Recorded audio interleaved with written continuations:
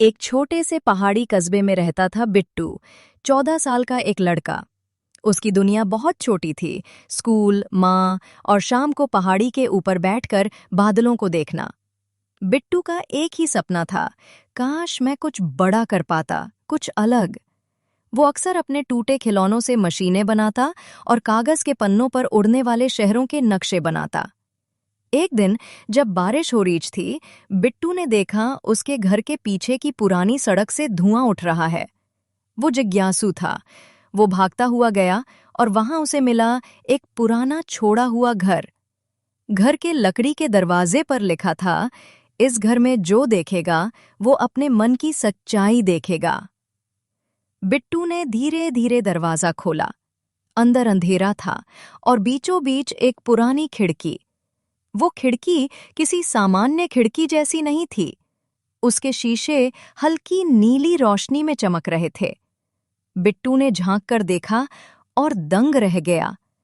खिड़की में उसे दिखा वो भविष्य जहां वो एक साइंटिस्ट था। सब लोग उसकी तारीफ कर रहे थे। बिट्टू की आंखों में चमक आ गई। अगले दिन स्कूल में जब टीचर ने उससे पूछा, बिट्टू, तुमने अपना साइंस प्रोजेक्ट तैयार किया? बिट्टू ने झूठ बोला, जी हाँ। और जैसे ही उसने अपनी पुरानी कॉपी खोली, उसमें एक असली इलेक्ट्रॉनिक सर्किट था। वो चौंक गया। शाम को जब वो फिर उस खिड़की के पास गया तो उसने मन में सोचा, काश मैं सबसे अमीर होता।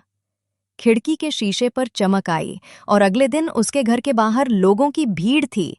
किसी ने उसके नाम लॉटरी का टिकट छोड़ा था, जिसमें इनाम निकला था 50 लाख रुपए। माँ हैरान थी। बिट्टू खुश था, लेकिन साथ ही डर भी गया। अब बिट्टू रोज रात को खिड़की से बातें करता। खिड़की मानो जवाब देती थी, हल्की रोशनी और आवाजों के रूप में। तू जो चाहे देख सकता है बिट्टू, बस मन से मांग। धीरे धीरे बिट्टू की इच्छाएं बढ़ने लगीं। वो चाहता, काश मेरे दोस्त मुझे माने। अगले दिन सब बच्चे उसे हीरो कहने लगे। वो चाहता, काश मेरी माँ को फिर कभी तकलीफ ना हो। अगले ही दिन डॉक्टर बोला, आपकी माँ अब बिल्कुल ठीक है। लेकिन एक रात जब उसने देखा तो खिड़की के पार खुद उसे खड़ा पाया। एक दूसरा बिट्टू हंस रहा था, पर आंखों में अंधेरा था। खिड़की बोली, तू जो बनना चाहता है वो तू नहीं, वो मैं बना रहा हूं। धीरे धीरे चीजें अजीब होने लगीं। बिट्टू के घर में चीजें बदलने लगीं।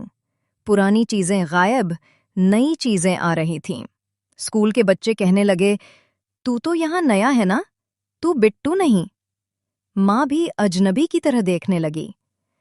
हर बार जब बिट्टू खिड़की के पास जाता, दुनिया थोड़ी और बदल जाती। वो भागा, चिल्लाया, खिड़की, रुक जा। खिड़की से आवाज आई, तूने अपनी हर इच्छा पूरी की, अब तेरा असली रूप मैं बनाऊंगी। और तभी खिड़की में दिखा एक और दुनिया, जहां सब कुछ वैसा ही था, बस बिट्टू नहीं था। बिट्टू भागता हुआ उस कस्बे की बूढ़ी लाइब्रेरियन सरस्वती दीदी के पास पहुंचा। वो बोलीं, वो खिड़की, ये 100 साल पुरानी है। कहा जाता है एक वैज्ञानिक ने बनाई थी, जो अपने भविष्य को देखना चाहता था। लेकिन खिड़की ने उसकी आत्मा बांट दी थी, एक जो देखती रही और एक जो बनती रही। बिट्टू समझ गया, वो भी उसी रास्ते पर है। अब उसे खिड़की को रोकना था, लेकिन कैसे? रात को बिट्टू फिर गया उस पुराने घर में। खिड़की तेज रोशनी से चमक रही थी। दूसरा बिट्टू वहां खड़ा था। मैं हूं तेरा वो रूप जो सब कुछ पा चुका है, और मैं वो जो अभी कोशिश कर रहा है। बिट्टू ने जवाब दिया। खिड़की बोली, अब तय होगा कौन रहेगा, चाहत वाला या मेहनत वाला। दोनों बिट्टू आमने सामने। एक के पास जादू की ताकत, दूसरे के पास सच्चा दिल। आंधी चलने लगी। खिड़की के शीशे टूटने लगे। बिट्टू ने चिल्लाकर कहा, मुझे अपनी इच्छाएं नहीं चाहिए, मुझे बस अपनी सच्चाई चाहिए। एक तेज चमक हुई और सब अंधेरा। सुबह जब सूरज निकला, बिट्टू अपने बिस्तर पर था। सब कुछ पहले जैसा था, पुराना घर, स्कूल, माँ। वो उठा, खिड़की के पास गया। अब वो बस एक टूटा शीशा थी। बिट्टू मुस्कुराया।